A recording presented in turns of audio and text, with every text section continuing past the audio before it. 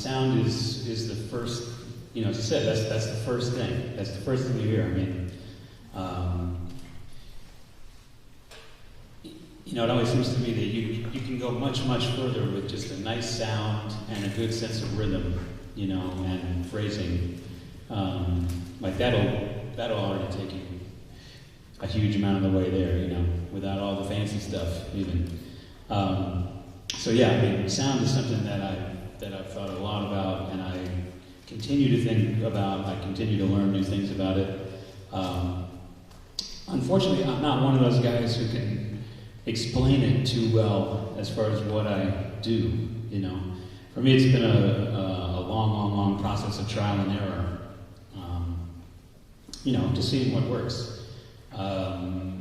Making recordings of myself, seeing if it sounds like what I had in mind, listening to what people, you know, have to say about it. I mean, there was a period maybe 4 or 5 years ago, you know, I was checking out, I was seeing if I could find any, you know, students of Joe Allard that I could possibly find and ask them, well, what did he teach? You know, because he was, obviously he knew what he was doing, you know. And it was kind of interesting that a lot of people, it seemed like everyone that I spoke to about it, they told him something slightly different, you know, which again, that's like a mark of a real teacher, you know, who knows how to focus in on what that particular person needs and go for that, you know. But there was a kind of a thread that ran through it, which I'm sure you've heard before, you know, that the sound should come from the diaphragm, that's where, you know, this is where the big muscles are. If you're trying to do it all up here, you know, these are not, you know, it's just a lot harder, and you're working harder, and you're not getting as much out. And I have found that to be true, that the more I really focus on this, I don't really have to do that much. With embouchure, or I mean, it's, you know, it seems to happen by itself.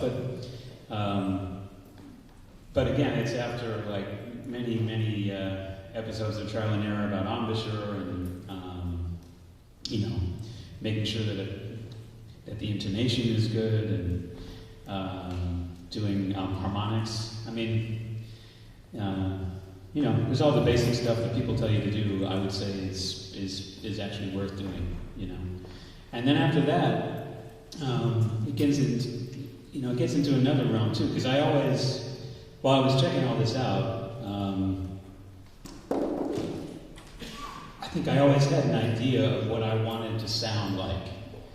You know, sort of a vision of what I wanted to express on the horn and what I was doing in music and what, you know, sound I wanted to get. And I think all of those kind of technical things don't really add up to much unless you can focus in on that too, you know. Because that gave me something to go towards, you know. So you imagine the sound in your head and you just figure out whatever you need to do to get it out. That's been my experience, you know, having had the chance now to work with a lot of my heroes on every instrument. There's so many different ways that you can approach an instrument, so many different ways you can approach the saxophone, so many ways you can approach any instrument. And the greats on any instrument, I think, you know, some of them are very methodical people. They'll, you know, study something very, very carefully and thoroughly. Others much more intuitive, you know.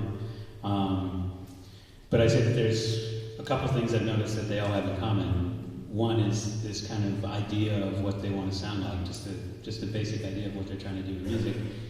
And then second, and maybe equally or more importantly, is just hours and hours and hours and hours and hours and hours and hours and hours of working on it. You know, or hours and hours of playing experience, you know. There really is no substitute for that. I mean, you can imagine this sound in your head, but if there's one thing I found is that there's really no shortcut to it. You have to just put in the time. And of course that goes for everything in music. And for me, that's a good way to spend time. I enjoy spending that time, you know. It's kind of a meditation even, you know. gets me away from, you know, texting land and email land and everything else land, and into something that's actually more important, I think. So, yeah, again, there's my first long-winded answer to a short question.